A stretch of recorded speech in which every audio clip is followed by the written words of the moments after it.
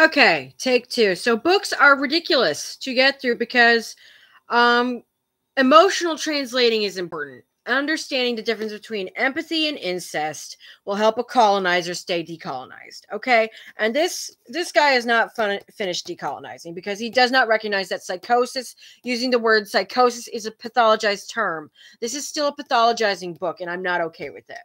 I'm not okay with it. I'm not okay. They still use the word soul. They still use colonizer language to describe an issue that is not a colonial issue. Okay. So Wetiko is not a psychosis. It's your shadow. It's your shadow realm. It's your darkness, the dark side of the moon. Okay. In cultures. All right. I can establish myself as a cultural translator by now because I just need the gist, really. And because it really just takes a gist to recognize infection. It really does. And that's not okay. I don't think that's okay. Because let's go to the reason why.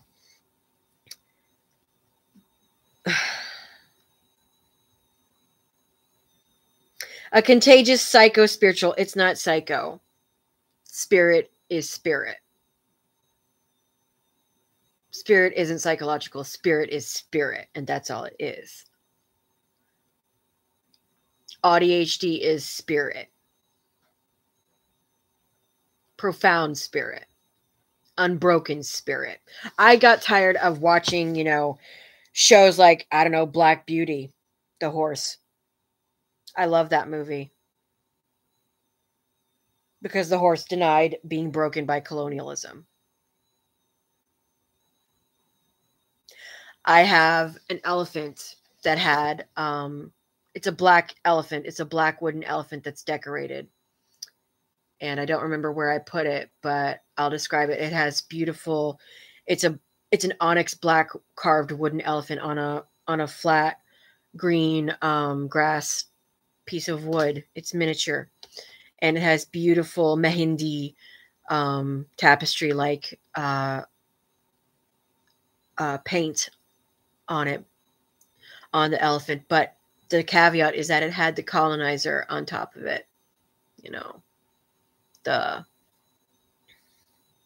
human, the ruler, the monarch in the basket on the back of the elephant. I pulled that out.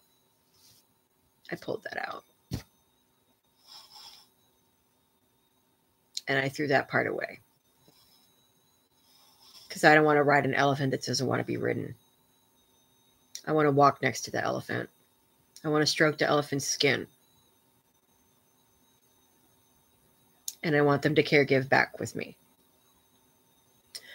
Like my cat Bibby does for me. Right, Bibby? Yeah. She's been an excellent educator. She's been a better community member than any human I've dealt with. Yeah. She and the planet are excellent people to communicate with.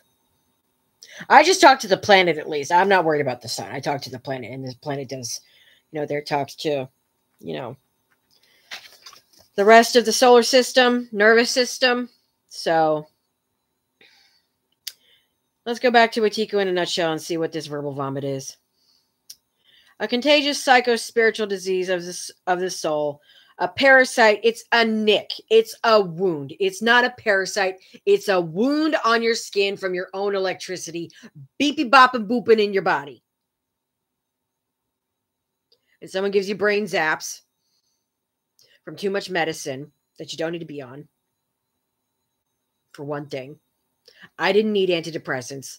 I needed hugs, kisses, a safe mom who could admit to herself in front of me when she was being emotionally incestuous, because I had great conversations with a Zoomer named Mikey today.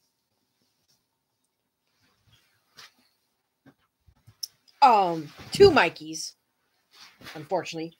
One a millennial who I don't like, and don't trust. And the other one, the Zoomer, I do trust. They're a preschool teacher, and they just get it. We talk about, frazzle shit. Miss Fraz on TikTok. I think that's her name. But if you're gonna give me like try to educate me, you're gonna be in for a treat. Okay, so be careful with that. Tread lightly, because I'm an animal. You're an animal. The planet is an animal. Why is that so surreal to establish for people? Oh, I don't know, because they're just made that way to see the planet as a dead thing, like that has an actual purpose. Really? You think that has a purpose, to think that your own home is dead and to worship that through religion? Really? Religion makes me dissociate for a reason. It's like, yeah, no, thank you. It doesn't make me an atheist, though. I don't need to be an atheist. I don't need, like, philosophy. Philosophy is a tool. Language is a tool. My tongue is a tool. Like, everything has function. Everything has purpose. And so, why are we at war? Why? How? What for? I got hit by an arrow.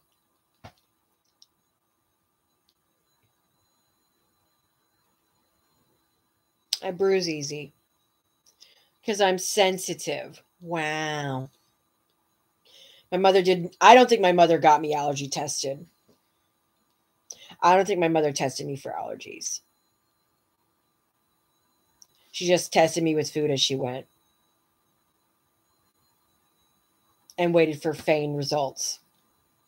And got really bad advice from the nursing community raising me. From the medical community raising me. Really, really bad advice from Southwestern. Referenced here in Dallas, Texas. If your caregiving doesn't help someone, you're not helping. So just own that.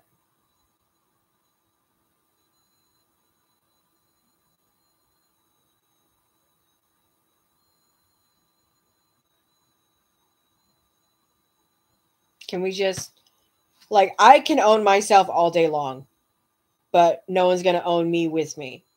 So you want to own me against me. You don't. People want to enslave each other for, functional purposes, and that's got to stop. I don't know how to tell you otherwise. That can't be a mechanism of society. Caregiving shouldn't be enforced when people can't empathize to save themselves. So,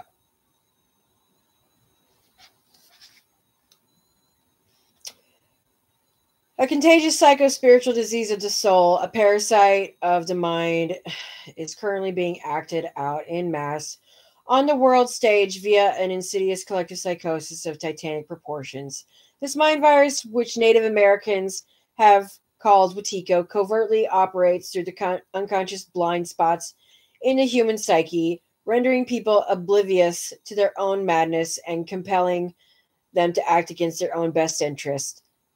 Wetiko is a psychosis. It's a shadow, not a psychosis. Is a shadow in the true sense of the word, a sickness of the spirit. An inner cancer of the soul, Wetiko, covertly influences our perceptions so as to act itself through us while simultaneously hiding itself from being seen. This bitch has not studied art to save his fucking life. Oh my God.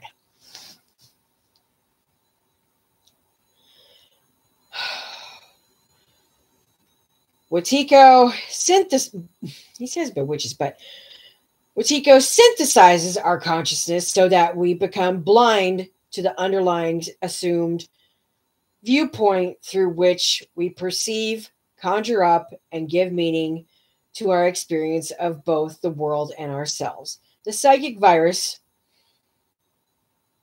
the spiritual virus, the spirit can be thought of as the bug in the system that informs the animates and animates the madness that is playing out in our lives, both individually and collectively on the world stage. Wetiko, to quote author and environmental activist Derek Jensen, funny how it's another man. Where are the women? Where are the women? You just take from other genders and then you don't include them. What the fuck? What the fuck? What the fuck? What the fuck? What the fuck?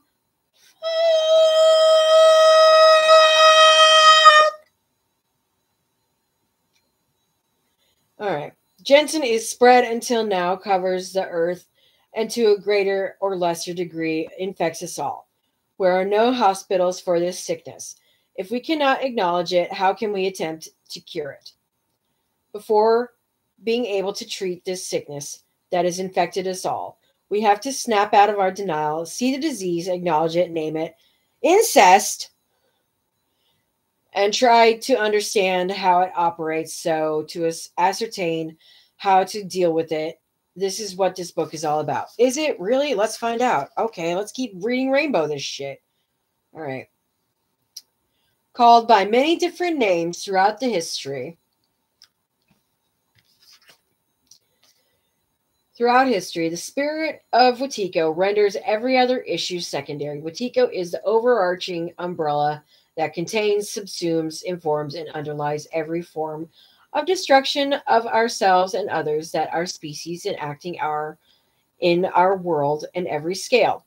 If we don't come to terms with what Wetiko is revealing to us, nothing else will matter, as there will be no more human species. Yep, just like the newsroom said. I don't remember what episode number, but the EPA said, the EPA officer said that even if we got communism, we wouldn't survive the man-made extinction. So let's see what we get. Okay, humanity, hue, colorful, hue. Imagine that. How artistic. How phonetic. Is facing the most important question in our history, whether human life will survive in anything that resembles what we now know it to be. We are answering this question with governmental policies and collective behavior that, for the most part, only increase our acceleration toward multiple disasters as we madly compete with each other to race off the nearest cliff as quickly as possible. Yep. We have fallen blind as if in a hypnotic trance, while a seemingly demonic force, shadow force, compels our species toward its own self-destruction. To quote eminent theologian, yay theology, oh my God, fuck theology, David Ray Griffin, our battle seems to be against flesh and blood, fuck you Grimes, less than against some demonic power to which human civilization is in bondage. Wetiko follows in from my earlier book on the same topic, Dispelling Wetiko. In this new book, I am attempting to elucidate, that's an electrical term, elucidate, to make the electricity lucid, to make the electricity soft and palatable, soft and static like the television screen used to be against my eyeballs, putting my eyeballs up to the TV screen. I was like, Maggie, why are you doing that? Maggie, stop doing that. Oh my God. It's like, I just need the screen to touch my eyeballs. I need the static on my eyeballs. All right.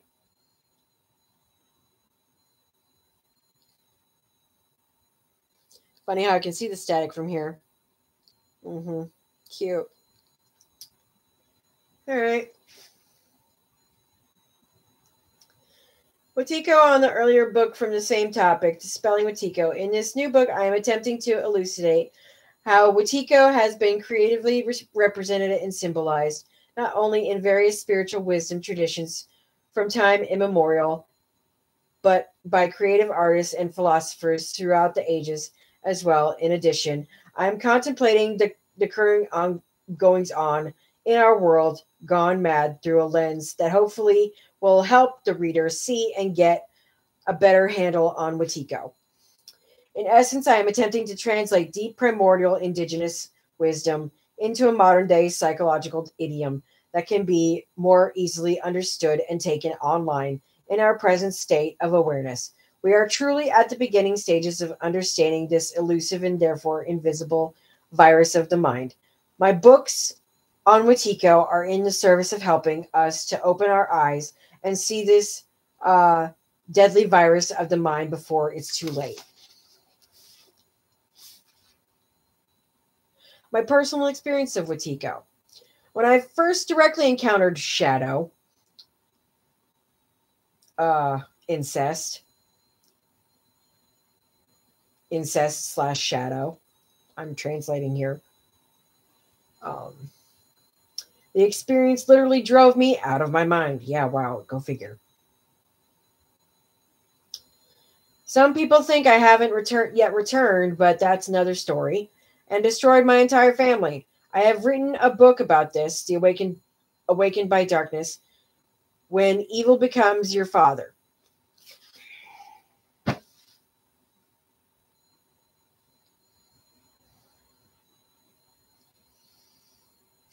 It doesn't have to be your father. It doesn't have to be your mother. It just has to be the person who raises you. And sometimes that person who's raising you is you alone.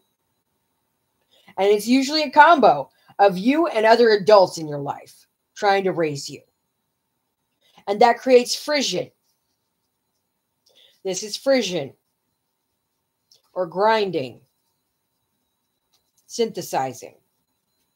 You're Yeah, why do they do this with their hands? Oh, oh, oh, no, no, no. Yeah, why do they do that? Because they're incested.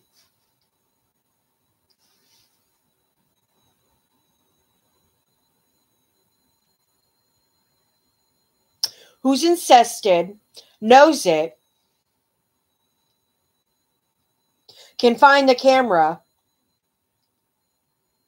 with just a few pixels, just a few specks of light, and is still, doing everything they can to not be, I don't know, abusive.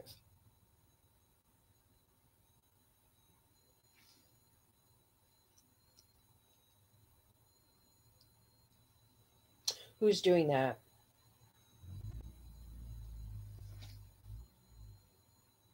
Right. So,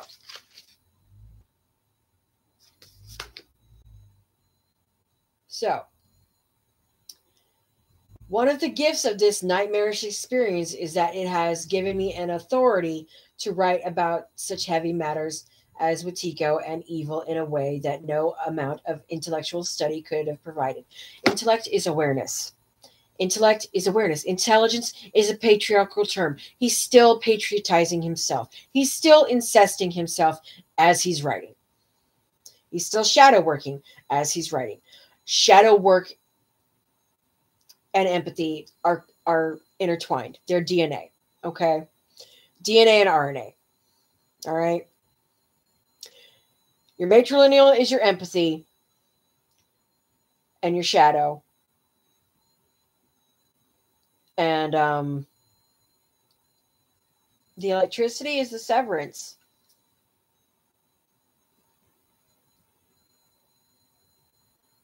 I don't know. Depends on your perspective.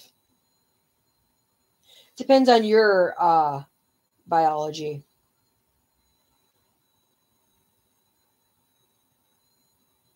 I can't heal you for you. And I don't want to. I don't want to heal anybody. I'm too disabled to heal anybody. I'm too disabled to heal myself. I'm tired and I want to die. but I'm not allowed to.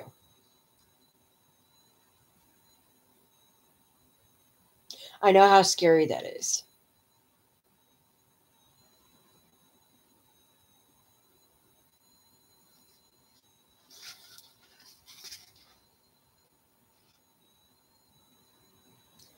One of the gifts of this nightmarish experience is that it has given me authority to write about such heavy matters as Wetiko and evil in a way that no amount of intellectual study could have provided.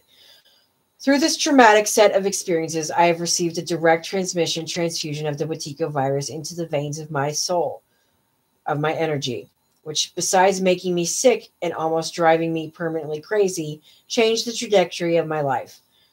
This destined This destined me to commit to healing myself from this ill-fated happenstance and to try and understand this seemingly otherworldly force with, with which I had come into contact or which had contacted me. My fellow inbred sir, I am speaking to this book as I say this. You were born incested. You were born Wetiko'd. You were colonized. Colonizers colonize themselves to colonize other people. You take your intestines, twist them, and wrap them around other people psychologically, verbally through your words. All right? That's what verbal vomit, verbal diarrhea does.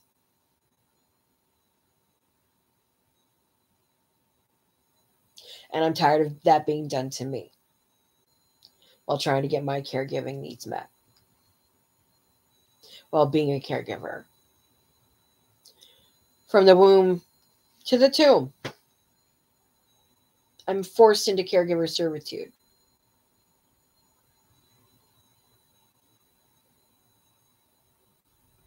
When I need to be caregiven.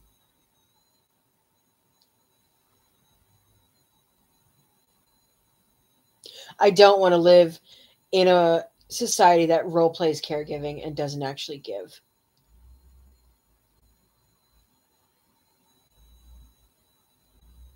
Especially to millennials.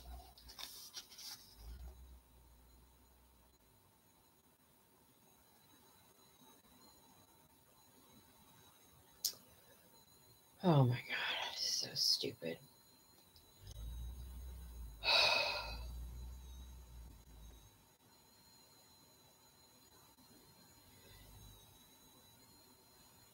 This destined me to commit to healing myself from this ill-fated happenstance and to try and understand this seemingly otherworldly force to which I had come into contact or which contacted me.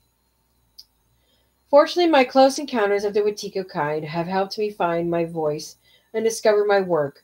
This book being just one example, if I hadn't connected with my creative nature, I would have been in deep trouble and undoubtedly would have become another one of Wetiko's seemingly endless casualties. The point is that I have not written this book as an intellectual, academic, or scholar comfortably sitting in an ivory tower philosophizing or creating theories about Wetiko. Rather, I have written it as a way of coming to terms with my own harrowing experience with which subject matter barely escaping my life and my sanity intact. My personal encounters with Wetiko have left me in a weird position. I felt convinced of the profound importance of something that many people seem either unaware of, disinterested, judgmental of, or possessed by. It can be a very lonely experience to see something that many other people aren't seeing. However, I've learned to pers- persevere in my vision and continually refine my ability to transmit uh, what I'm seeing in a way that can be helpful for others. Really, you're still transmuting shit anyway.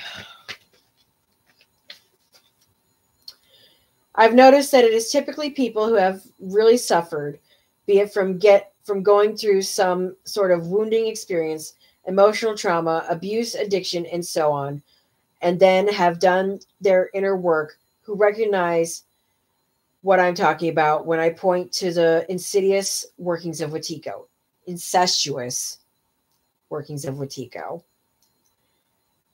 These are usually people who have found that traditional religions no longer satisfy their deeper spiritual needs, and that mainstream cultural values no longer speak to their souls. Not contained in a faith, these are people who don't feel that they are in possession of some absolute truth, but are really open to what resonates with their immediate lived experience. The normalization of Watiko. A few years ago, I ran into a friend whom I hadn't seen for a while. He had asked me what I had been up to. I had answered that I was writing about the collective psychosis. Watiko is a collective shadow. It's a collective shadow that our species has fallen into. His response was telling. He asked me what made me think there was a collective shadow going on. His question left me speechless. I literally didn't know how to respond. What made him think there wasn't collective shadow going on? I wondered, could he give me one piece of evidence? Our collective shadowing, had become so naturalized, not normalized, that most people, but my friend, my friend was extremely bright, by the way, didn't even notice.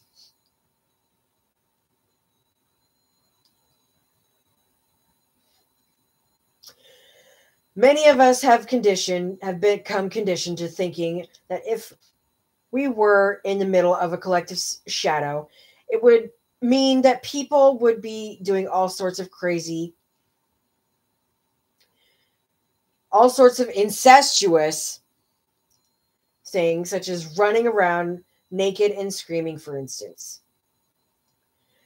This ingrained idea, however, gets in the way of recognizing the very real collective insanity in which all of us are both passively and actively participating. If we want to envision what a collective shadow would actually look like, it might be a real eye opener to realize it took exactly like what is happening right now in our world. Where is the voice of the psychiatric establishment in the pointing out of our species has where is the voice of the psychiatric establishment in pointing out that our species has fallen prey to a spiritual epidemic of massive proportions, to a natural psychic is nature, nature is queer, nature is natural. Oh wow.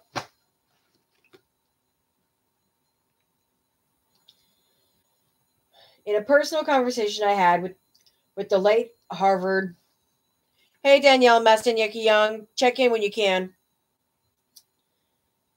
In the late Harvard psychiatrist John Mack, I'm referencing the uncultured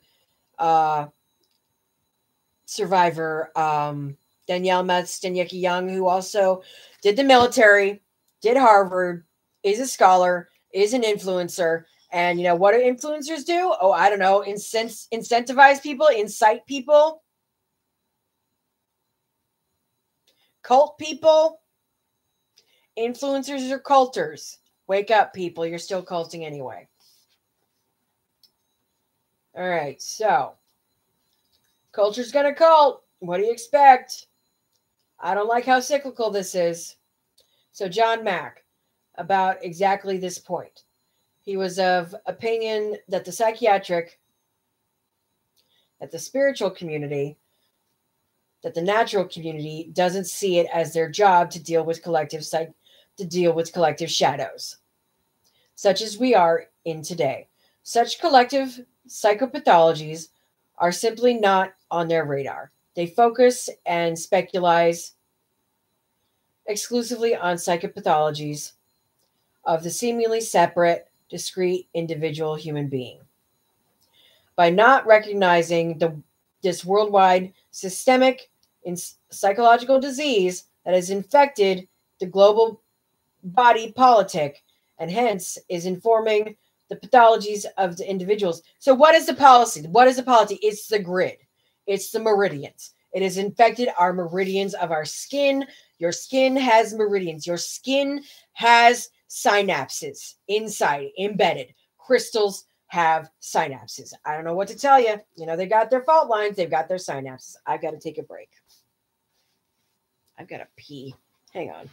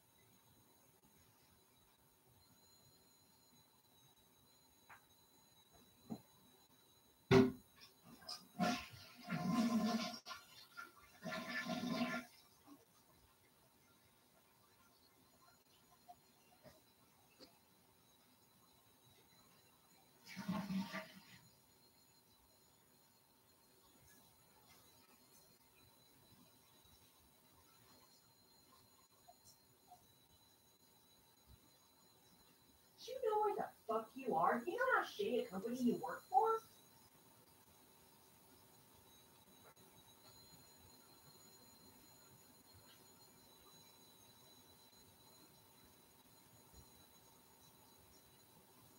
I thought I worked at Ghana's in here.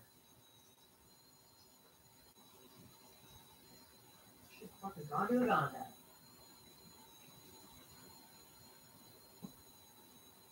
Uganda.